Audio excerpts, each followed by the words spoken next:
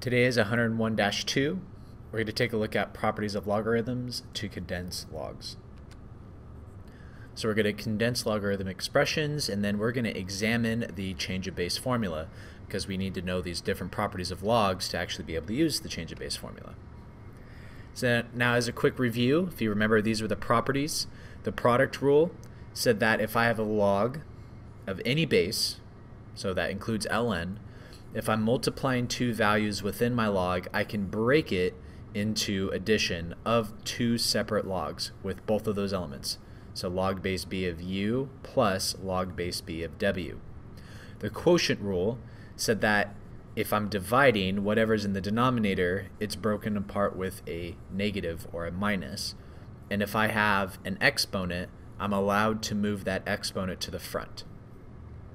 Okay, so those are the three different rules. So use the properties of logs to write the following as a single logarithm. So the first thing I should check for is, are there any coefficients? And there's no coefficients that I can bring up to turn them into powers. So there's nothing there. Then the relationship, well, this is addition, this is subtraction. So this is going to be the quotient rule. And so I can combine this into one logarithm, so log base 3, because that's what we're talking about, is log base 3.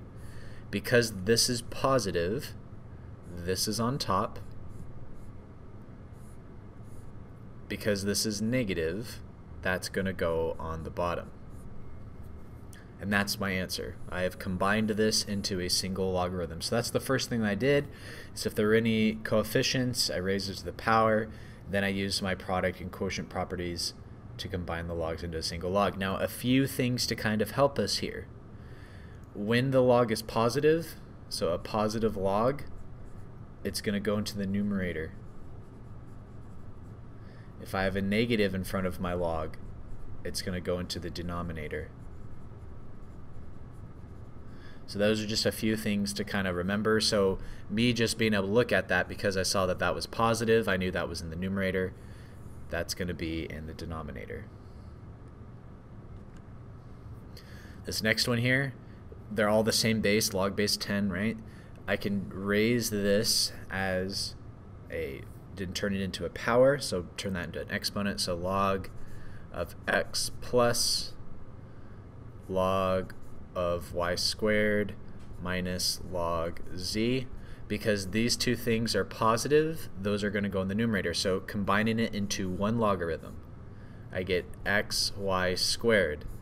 Because that's a negative, it's going to go into the denominator, z. Now remember, when we're condensing these logs, it's very important. We're combining it into one log. You're only writing log once. If you catch yourself writing log more than once, don't do that. You're only writing it once. All right, next one. So this is where it gets a little tricky. And the reason being is I can bring that 4 there, so I get log base 2 of x to the 4th. But then what do I do with that 3?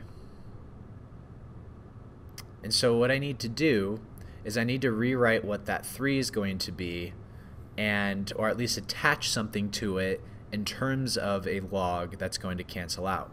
Well, if I do 3, let's say log base 2 of 2. Well, I know that the log base 2 of 2 and the 2 are going to cancel out, and so I'm left with 3. So what if I just, because this is 1, right, that simplifies into 1. I can multiply 1 by anything, because 3 times 1 is still 3. So algebraically speaking, I'm legally allowed to do that. And so that's what I'm going to do. And so now I can bring that as a power. So I'm going to get log base 2 of x to the 4th plus log base 2 of 2 to the 3rd. And so now I'm going to use the product or quotient properties. Well, they're both positive. It's going to be the product. So log base 2 of x to the 4th times 2 to the 3rd. And you could also write that as 8x to the 4th if you wanted to. All right, example number 4. On this one, same idea. How do I combine this 1/2 with this ln? So I'm just going to do ln e, because ln means that it's the same base. ln e because they'll cancel out into just 1. So now bringing that up as a exponent, we get minus ln of e to the 1/2. And so like I said, when you get a negative, negative means they're going to go in the denominator. Since they're both negative, they're both going to go into the denominator. Another thing to kind of think about is, well, how do I get these into the denominator?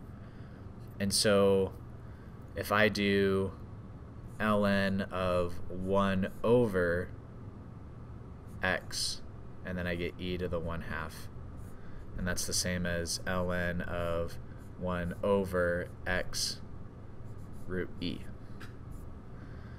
And then if you wanted to rationalize this, this equals the same thing as ln of root e over xe. So that's just a way that we can do that. Like I said, like, where did that 1 come from? Well, if you were to break that back apart, ln of 1 is 0, and so I technically just added 0. But because these are both supposed to be in the denominator, that's a negative, that's a negative. They're both supposed to go into the denominator, and so that's why I write that. In terms of acceptable answers, these are technically good enough. If you wanted to fully write it in a more improper way, that's how you would get that one. Now sometimes just know that when we're doing these logarithms, you may be able to reduce things. So I could simplify this into that one logarithm, right? So I get the ln, this is on top because it's positive, this is negative, so this goes under the bottom. Now what if I can factor it? So sometimes we should check. So if you were to factor this, notice these 3x plus 1s, those cancel out. And so we're left with ln of 1 over x minus 2. So just know that that could happen, right? After you combine things together, please check to see if things cancel out, because they might. Now here's a few common errors, right? When we're breaking apart the logarithms, when this is being multiplied, it turns into addition. You would have to add these together. You don't multiply. It doesn't go from multiply to multiply. Also, you don't distribute a logarithm. This is like implying that somehow you distribute a logarithm like that. The log itself has to have a value inside, and it's the log of that value that would then be distributed. This is a common mistake when we're dividing. You don't break it into two logs that are dividing. Dividing doesn't translate to dividing. Dividing translates to subtraction. And log base a of m to the p power, I can't take that and move that to the front, because this is saying I have p log base a of m's. This was saying that my m itself was to some sort of p power. You got to be careful of that. Those are two different statements. Just remember, when we're condensing logs, you're combining it or condensing it into a single logarithm. If you're writing the logarithm more than once, you're probably doing something wrong. So now we're going to move on to the change of base formula. Now, there's going to be instances in which we're not going to be able to evaluate logs because of the different bases. So in this example here, well, what if I say, well, you know, it's equals some number, and if I take base 2 to both sides, I get 3 equals 2 to the x. Well, like, there's no way I can turn a 3 into a base 2, and there's no way I can turn a 2 into a base 3.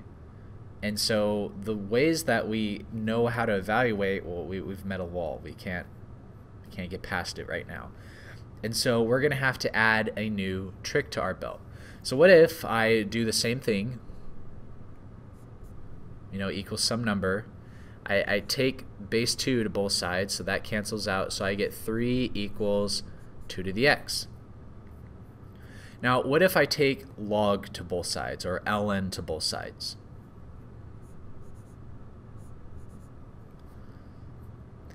Now, now that I've done that, I'm going to rewrite this. I'll rewrite it up here. So I have ln 3 equals ln of 2 to the x. Now that I took this ln to both sides, I can use the power rule, and I can bring this x to the front now.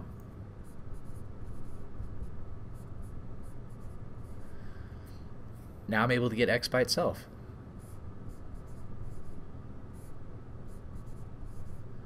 And so my x, this would be something that I could enter in my calculator, is ln3 over ln2. That essentially is the change of base formula of what I just did there. So let's talk about that formula. So there's two versions of this formula. Okay, version 1, if it's an exponential form and I'm trying to change it to a different base. Version 2 is if it's a log and I'm trying to convert it to that different base. Now a and b are just numbers greater than 0, and what it's saying is that this a to x power, okay, this is implying here is that you start with this a to x power, you're converting it to some sort of base b, and the elements of a and x go into whatever it's being stated there. Likewise here, my a and x, those are the same, and I'm converting it into base b. Now the common, when we're trying to evaluate using the change of base formula, the common values used is base 10 and base e, which is just log and ln. Now the reason why those are the most common ones to use is because that's what our calculator uses, and so it'll be much more easy for us to be able to calculate that. So this next one, it says convert 3 squared to base 10. Well, this is exponential, so I want to use this one. So kind of identifying the elements here. This is my a to the x, so my a is 3, x equals 2. I'm trying to convert it into base 10, so b equals 10. So essentially we just got to plug it in. I'm going to get 10 squared log base 10 of 3. So I just converted 3 squared into this new base here. It's weird, right? But guess what? If you enter that into your calculator that you see there, I bet you it's going to equal 9. You should try it if you don't believe me. I know some of you guys right now are like, I don't believe it. You should try it. 2x to base e. Okay, so remember, this is an exponential form. It gives it to us, and I'm trying to convert it to base e. So my a is 2, my x is x, and my base is b. So I'm going to get e to the x log base e times a. Now this one's a little bit more hard to verify because what's 2 to the x, right? It's in a variable. But that previous one, you should verify it. Alright, so now we're taking a look at log, so that now that it's in a log form, I'm trying to convert it into base e, so this is going to be my a, this is going to be my x, and this is going to be my b. So instead of just saying log base e, I'm just going to write ln. So I get ln of 5 over ln of 4. And so converting it using the change of base, now that's something I can enter in my calculator. So I could say log base 4 5. I have no idea what that is to evaluate. Enter that into your calculator, and you're going to get your value. ln of x, ooh, this one's a little good. This is good. So this is log base e of x. So that means that this is my a, this is my x, and my base b is 10. So I'm going to get log, I'm not going to write base 10 because that's what log is. So I'm going to get log of x over log of e.